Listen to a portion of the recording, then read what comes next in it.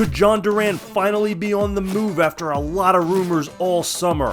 How about Chelsea getting another goalkeeper? How are they going to play them all? There's no chance. And Franco, Mastantuono, that's a name you may not know, but you will soon. We're going to break that all down in another edition of Wonderkid Wednesdays here on Soccer Wonderkids at the Pitchside Pub.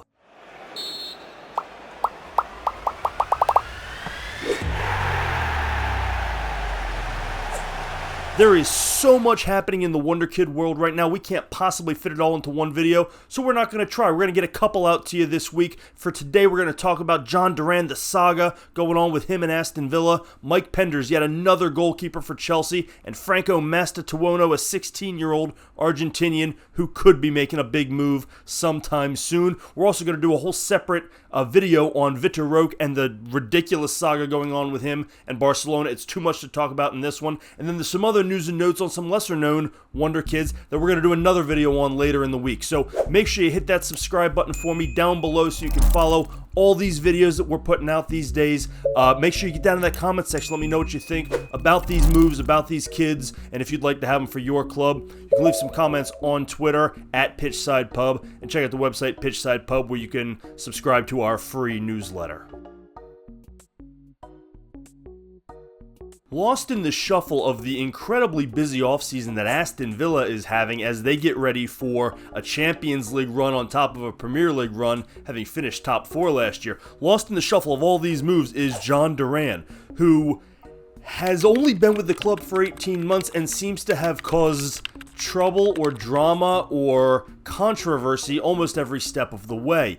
And now he wants out, but Villa wants to make sure they get the price they deserve for him, and they have him very highly rated. So he has been linked at this point to moves to Saudi Arabia, moves to other countries, and the most heavily sourced move at the moment is a link with West Ham, who have actually submitted a couple of bids to Aston Villa for the services of the 20-year-old striker. Now, they've been rejected so far, but they're getting closer, which is why this is newsworthy. The last bid that was rejected was 32 million euros and a player, which Aston Villa turned down. They want 40 million. They probably don't have any interest in other players. They need cash right now because they have spent a fair amount lately, and they got to make some money and to balance the books and make sure they're not the target of PSR regulations and possible points deductions and all that stuff. So they're going to get their number. Plus, they probably don't really want to part with Duran because this is really a shame how this has gone down. There's been a lot of controversies. He is reportedly not the best locker room guy. He wants to play. Well, I'm sorry, you have Ollie Watkins, so that's going to be tough right now.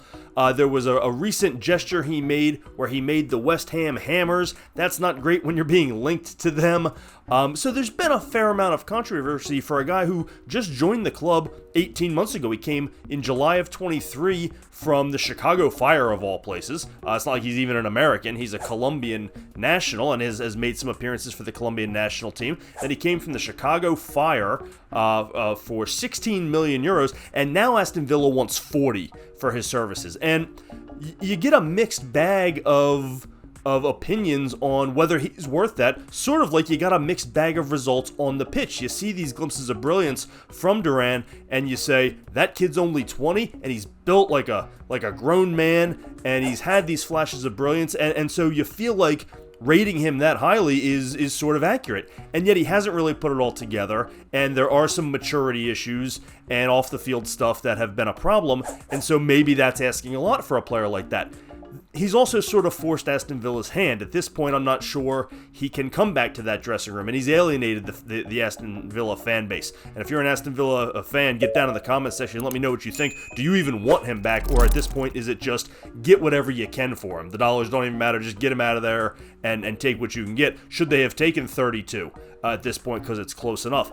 The sad thing is, he is such a perfect fit for what Villa needs right now, and Villa is such a perfect fit for him right now. He's only 20. He isn't ready to play every single day in the Premier League, at least not for a competitive team. So yeah, I guess he could go down to one of the clubs that just got promoted and play every day, but he's probably not going to have a ton of success right away. The opportunity to play on a great club with a really good manager in Unai Emery behind Ollie Watkins and get that limited playing time but start to get experience, fill in when Watkins needs a rest, when he gets injured, get some cup games, come on as a sub. That is really the perfect opportunity for a 20-year-old with all the potential in the world. And so that's a really good fit. And as the counterpoint, if they were to part with Duran, and this is probably a lot of what goes to them not wanting to, is how are you going to replace him? Because who's going to want to come in knowing they're not going to play, right? Ollie Watkins is playing. As long as he's healthy, he's playing. He has established himself as an absolute stud starter in the Premier League for Aston Villa. He's a large part of why they are playing in the Champions League next year. So no one is coming in to unseat Ollie Watkins. So as long as he's there, any strikers you sign are coming in to be the backup. Well, who's willing to do that? Well, players who aren't as good, that's not fun, or young players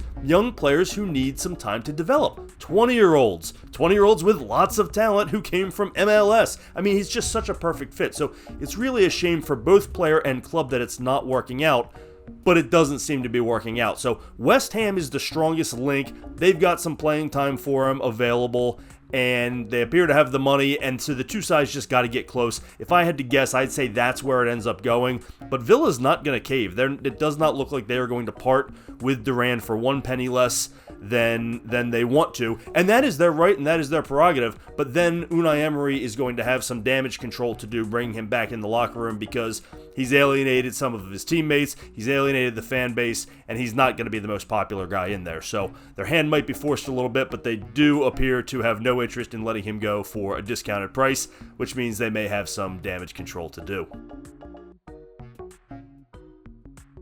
Mike Penders, was he on your radar?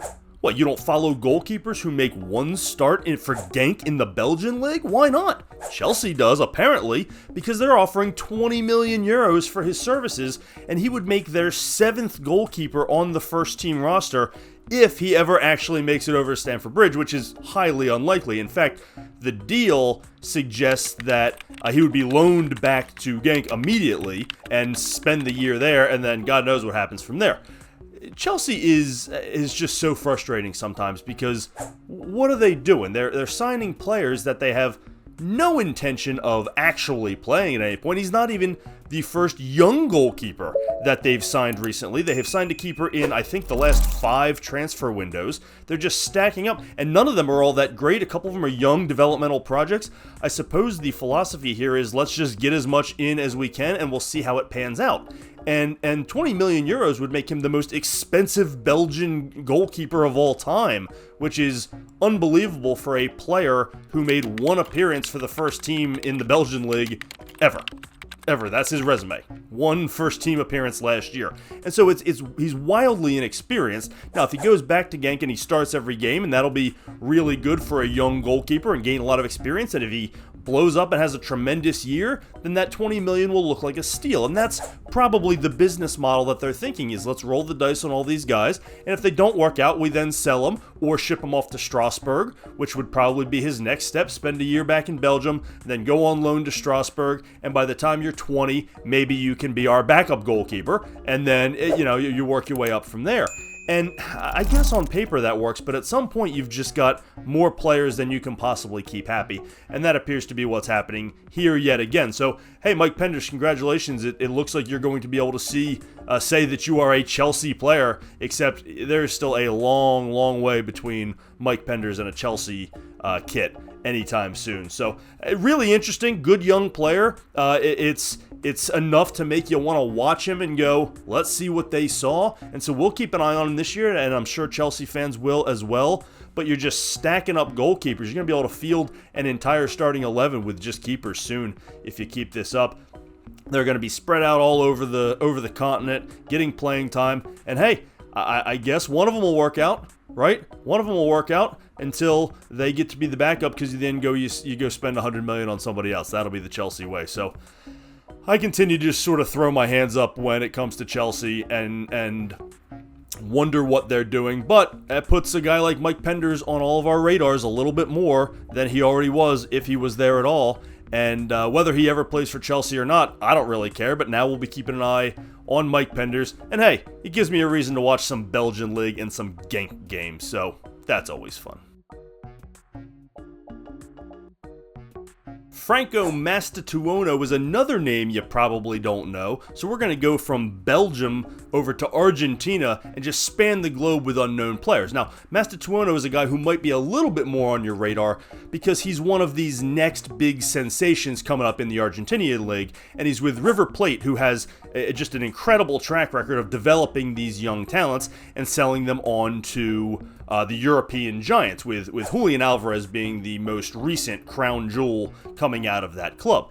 And Franco Mastantuono may be the next one. He certainly is billed as such, to the point where he has previously been linked almost exclusively with Barcelona. They've had the strongest leads to him, but now reports are coming out that Real Madrid is sort of sneaking in here, and that is the lasting effect of what has happened between Real Madrid and Barcelona over the past couple years, where Barcelona continues to not have much money and mismanagement, and so they are not as competitive as they have traditionally been, at least not right now. And then you see the way they've handled players like Vitor Roque, who we mentioned earlier, and we're doing a whole nother video on, who was their big signing, and at a time when they had very little money, and then they rushed him over, and then now they're almost kicking him out the door. And part of it is Roque has not lived up to the billing so far, but it's so early. It's so early in this process. He's been, a Barcelona first teamer for like 8 months, 3 of which were the offseason. So, it doesn't leave a good taste in the mouth of these young players when they're choosing their destination. And there's a natural link between Argentinian players and Spain because of the language consistency, right? They both speak Spanish. There's also a natural draw from Argentinian players to Barcelona because of Lionel Messi and the link that's there, and they grew up watching him in his prime, and so you're going to get a lot of that. But you're going to see Real Madrid sneak in and steal some of these guys now, because Real Madrid is just the epitome of dominance and greatness right now in Europe. Them and Manchester City are two of the most well-run clubs, not even just good clubs, not even just good on the field and putting forth and being competitive. They're well-run. And that stuff matters, even if the players don't, understand that that's why they're choosing it. They see Barcelona and they see what happens with a player like Vitor Roque and other players that they are bullying into leaving constantly. And you have to start to wonder, is that the club I really want to go to? Even though I grew up watching Barcelona and grew up idolizing Messi, and I don't know if Mastantuono grew up idolizing Messi, but he's a young Argentinian player. It seems logical that he at least is a fan. And so Real Madrid is really coming in here, and they're just the better option right now. And, oh, by the way, they have more money, so they can throw a better offer at River Plate, who needs the money to refund and refuel. And they've really made a living off of selling these young players off to the biggest clubs in Europe. And, by the way, and this is a key point, selling them off, but holding them back on loan for a couple years. And the clubs really trust River Plate's development. These players can't come to Europe in a lot of cases until they are 18. Mastantuono is only 16. So he would be, if this goes through, and you see this happen this summer, he would be back at River Plate for at least a year and a half, if not 2 years, to continue his development. But River Plate has a strong reputation of being basically a safe place to stash your players.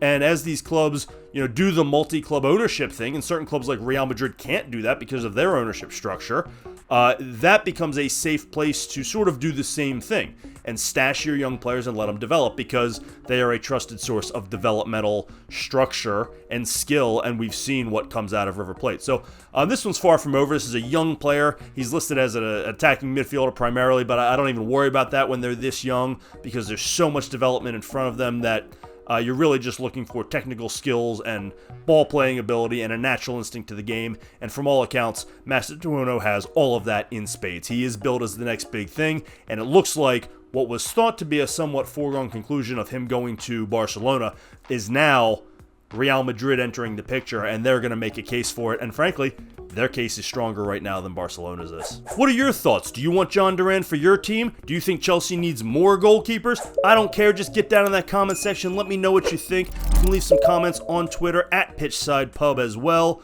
While you're at it, make sure you hit that subscribe button for me down below so you can follow the channel, and check out our website, pitchsidepub.com. Thanks as always for joining us here on Soccer Wonder Kids at the Pitchside Pub.